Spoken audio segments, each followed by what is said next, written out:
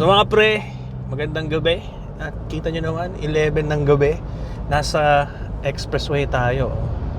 Driver natin si Jules, si Direk Gino, ang may pasimuno ng biyahe na to. Yan yung mga kaibigan. Grabe. Si Kenneth may pasok bukas pero kasama namin. Pre, Ano yan, pre? alam mo na bakit niya tayo inaya? Oh, pre. Susubukan niya kung mahuhulog tayo sa ano niya. Kabadingan niya. Kabadingan niya. No? So basically guys, papunta kami ng Baler ngayong gabi. Estimated arrival namin is around 4 a.m. Ba't pa naka 360 yung video mo direct? Hindi ka naka-single. Mag-framing.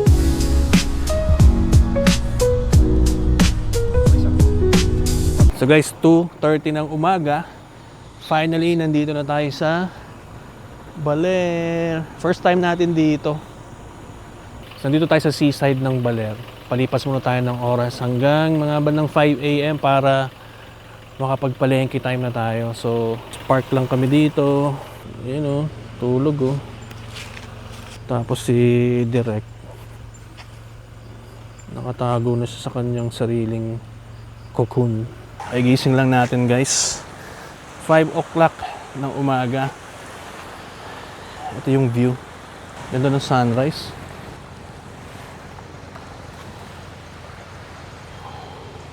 Ito, papunta na kami sa palengke. Sabi ko sa inyo, sinigaw. Anong bibili natin doon, Direk? Yo, they're smart. Very smart.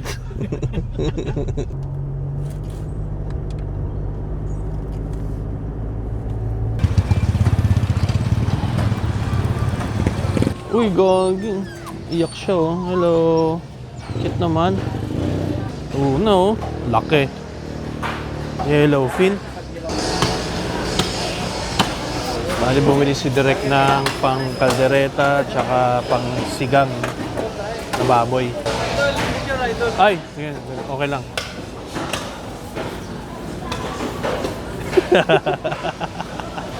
Next naman, seafoods. Sanay ka talaga mamalengke? Ay, ako na mamalengke. So backdoor gaming tayo. Ah, hindi. Ito lang kasi yung pinakamalapit na daan from Baler. Merong isang daan, mahaba eh. So yun guys, papunta tayong Dibut.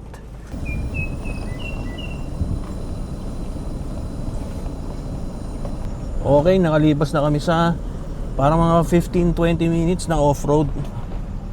Buti na talaga, naka-brand new Hilux kami, 4x2 equals 18. Ano na layo ah? Bali dito sa pupuntahan namin, ako lang ang hindi pa nakakapunta.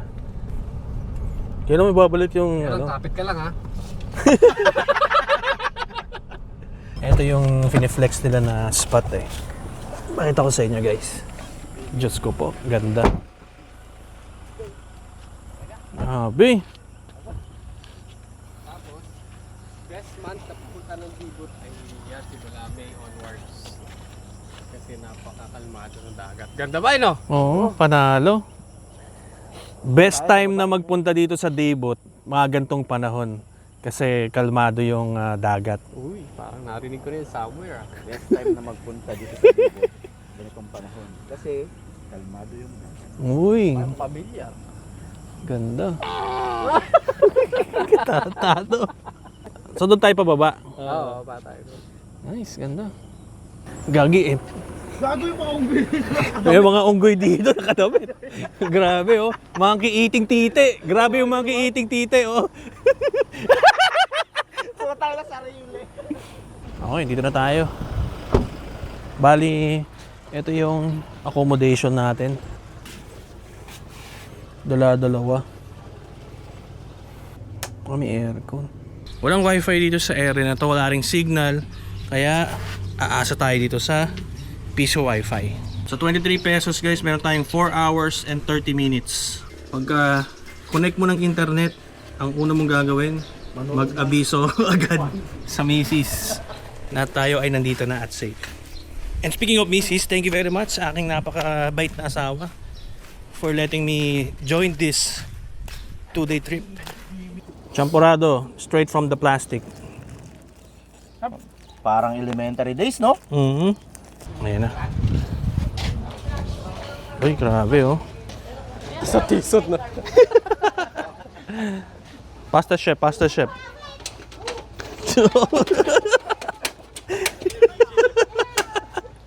Ito na guys yung lunch namin for today's video, adobo. Perfect yung rice oh, parang in-order. Hap ng adobo, parang adobo ah. Kumain talaga. Gagawin alam, sa sarap ng adobo. Sarap ng luto mong adobo pre, parang gusto ko na lang mag-order ng pasin kanson sa tindahan. Talo ka. Pagkatapos na kami kumain, nag-siesta time kami and alang oras na, 5 o'clock na ng hapon.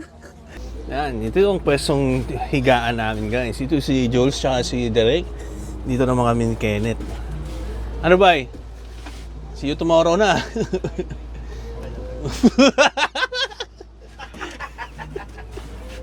O, tingnan lang ha, walang lalabas dito ha. Matutulog lang tayo dito, walang maliligo. Subukan nyo lang. Yan, nasa beachfront na tayo mga pre. Solid dito. Tambay lang.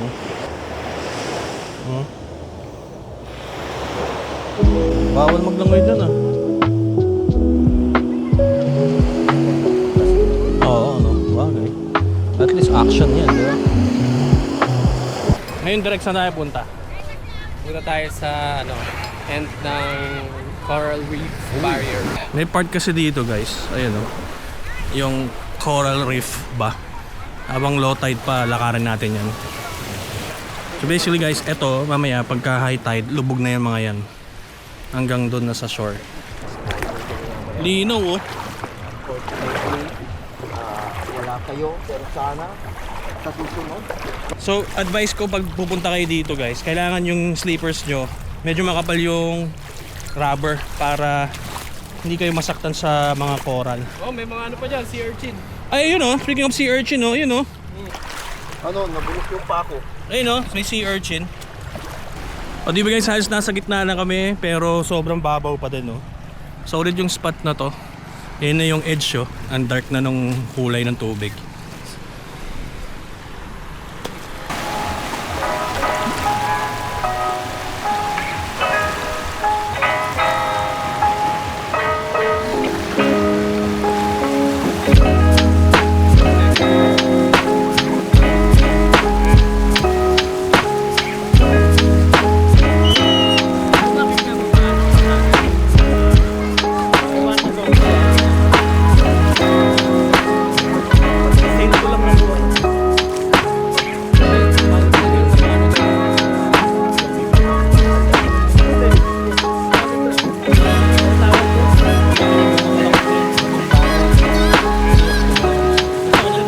Grabe, sarap nung luto ng tuna oh. Tapos ito yung niluto ni Direk oh. Patatas pa lang, ulam na oh. Ay ba, ngayon ko lang nalaman na rino pala yung nilalagay sa ganito. So bali pagkatapos kumain, naglalakad-lakad kami para maghanap ng pang bonfire. Ano ba yung kwento nung grabe? Ang ina, monkey eating eagle oh.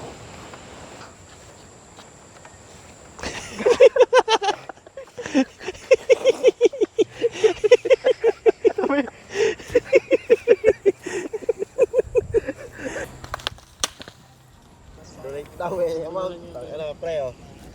Download ko na yung QR niya pre, ikaw na bahala. Galing no? Kahit hanggang dito no, ramdam yung apoy. Recently, nagkaroon ako ng mga realization na sobrang random ng buhay. Uy. Isang araw, masaya ka.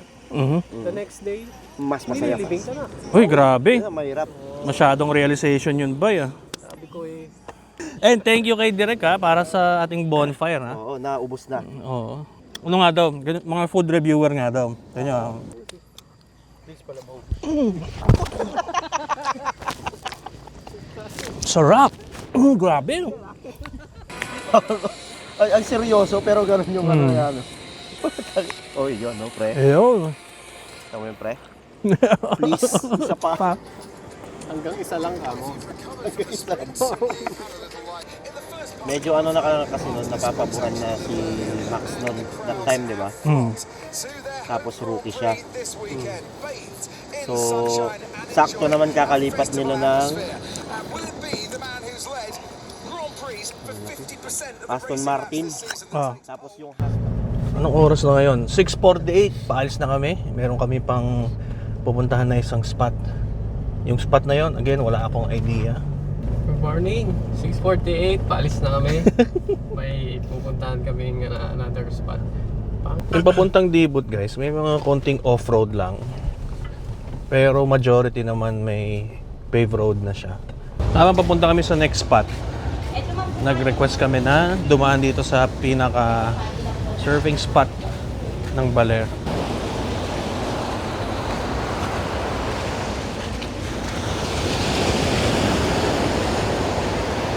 Nasaan kami ngayon?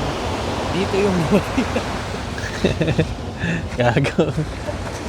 Ganda rin dito, in fairness. Oh. Kaso hindi lang talaga siya friendly pang swimming, no? Siguro yung area na yon pwede pang swimming, ano? So as you can see dito sa area na to, ang daming nagsa-surfing, no? Isa sa tourist spot ng Baler yung surfing, eh. Bayad muna tayo ng 10 pesos each na environmental fee. Ang kagandahan nga sa biyahe namin ito, guys, parang ginastos namin, 4 kami, 2.5 each. For 2 days, no? For 2 days. Food, accommodation, 2 spot. mas mura pa sana yun kung sumama sila. Ito ang first time kong may experience yung ganitong off-roading. Dati, stuck na ako sa freelancing na See you ulit! Sabi naman sa'yo, babalik-balik kami. Ang gagi. First time kong magre-river crossing, pre. Okay. Oh, pre, thank you very much. I love you. lokal eh, no, direct. Okay lang kasi. Saka masarap. Sarap pa parang mga kaibigan mo. Yung tropa mo lang din sila. Sarap, mas masarap to angkol pag sa motor. Oh. Woohoo! Kumaloy mo ka. Lalim din pala, pre. Kinaya ng bios to. Ah, we. Eh, dito ba yun? Ah, ito pala yun. Kala ko mababaw. Lalim pala. Nice one. Gagi, ang sarap. Nakakaba pero wala akong pakialam sa sasakyan. Hindi ko sasakyan eh. Pero gagi, kinabahan ako. Akala ko mapasok dito. Sa Tigduan. Oo. Putang ina, lapit. Okay, dito na kami sa second spot. Hello po. Dala ko yung mga kaibigan kong ano, Hello. hindi sanay sa ganitong lugar. First time. Ito yung mga ginagawa namin nung mga bata kami sa Bulacan. Ilog. Oh. May parang rapids pa doon, no? Puntahan natin mamaya.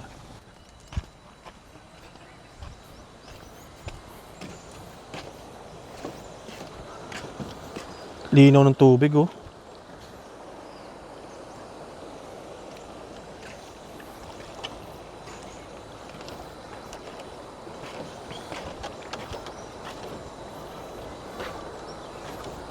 Solid.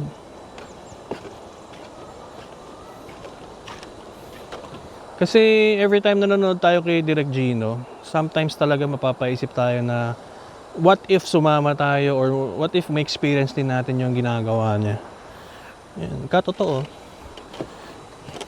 Nagkaroon siya ng time na magsama ng mga kaopisina kaibigan niya. So yung pinapanood natin sa mga videos niya, eto na siya. Sobrang linaw ng tubig, oh. Dito na kami sa cottage, guys. Ang lupit dito.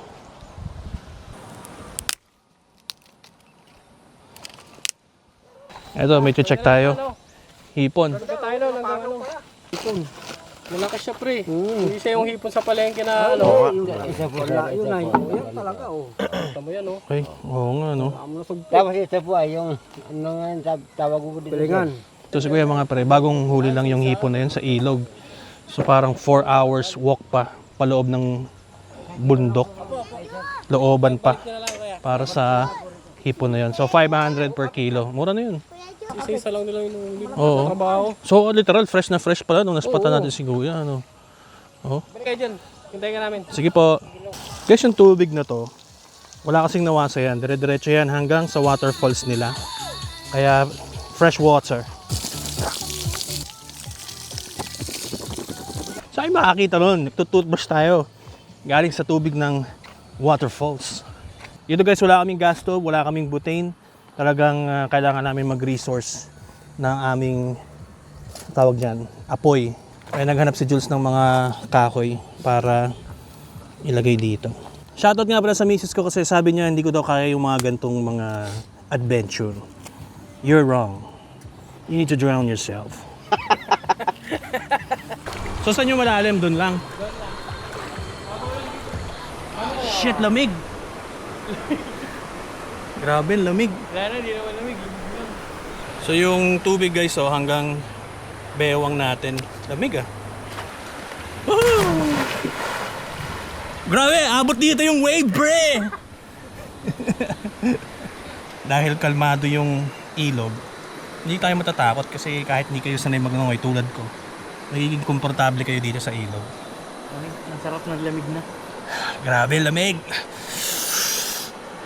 Para kang naliligo na nakabukas yung aircon.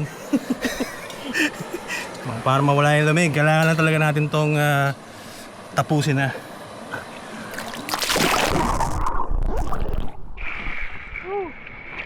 Oh, yun. Wala na lamig. In case you're wondering guys kung anong camera yung gamit ko dito, Insta360 X5, naka single lens lang po ako, kaya hindi siya 360 obviously. Pero ganda oh, single lens. Dual purpose talaga tong si X5 eh. Parang action cam na lang, ganito, and yung Insta360 capabilities. First time mo lang dito, pre? Oo, first time. Ano sabi mo? Sarap, ang linis ng tubig dito.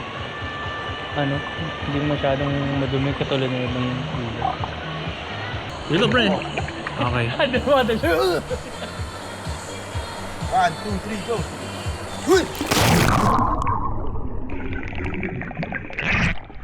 Tumawa yung pwet ko pa. Sakit!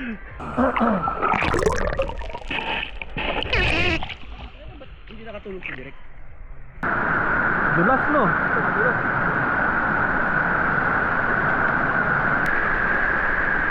Oh, buka na. Eto, ano? Ito, pre. Diba, lamig. Also ba? 9 o'clock, 7 pala. 7 pala. Ito yung kinuha namin kanina guys, oh. Ito yung 500 pesos per kilo. Ayun siya kalaki, oh. Siyempre guys, di mo kukumpleto yung araw natin kapag walang kape. Meron kami na to. Tapos for milk, ito naman. Ganito yung ginagamit namin sa kape namin dito. Alam ko na, para share-share. Ito yung oat milk ko. Uy, putang ina, may pitik. Uy! Dapat dinidilaan mo. Okay, may. Sap ng ganito guys, no? Nasa ilog lang tayo. Tapos, sakit ng mata ko dahil sa usok. Pero ang mahalaga may kape. Pero hindi mo kaya mabuhay sa ganito, pre. You're wrong, wifey. Dahil dyan. Pero, again, isa-shoutout ko lang si Mrs. na akala niya hindi ko kaya yung mga ganito eh.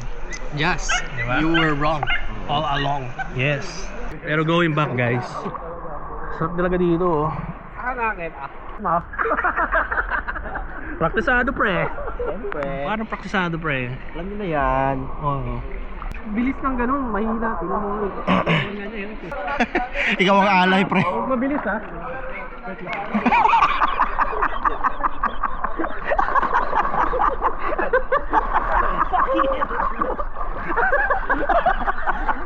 Dito naman balak. Sa video niya, puta na nababalik. Pre, parang hindi naman nabukol yun. Parang palabas na yung sungay mo eh. Palabas na yung isang tite. Drown myself. Goodbye.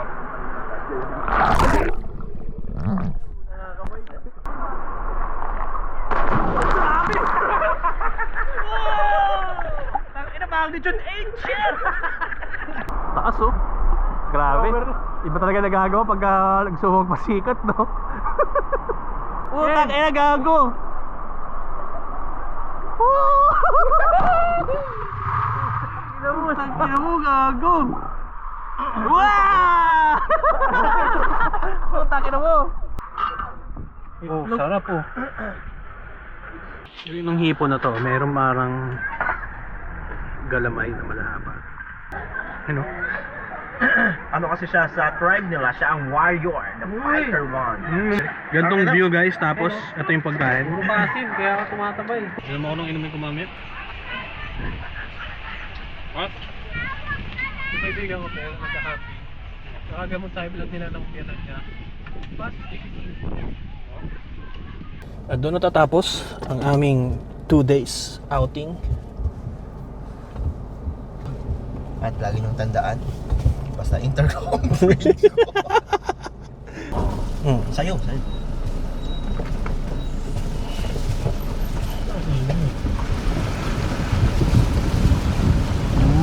Oh, solid. Uy, nag-squirt ng tubig.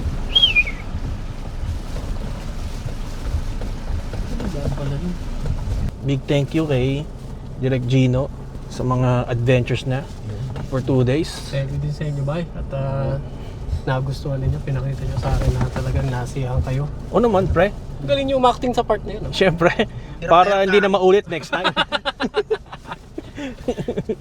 At siyempre, salamat sa mga misis namin. Yan, yun ang pinakamahalaga sa lahat ng lakad. Yung pinayagan tayo ng maayos na ating mga mahal sa buhay. I love you and I hope this is not gonna be the last one. Ako ang pinaka nag-enjoy ako dito sa ilog. Mas natripan ko siya kaysa doon sa dagat. So, see you Manila later.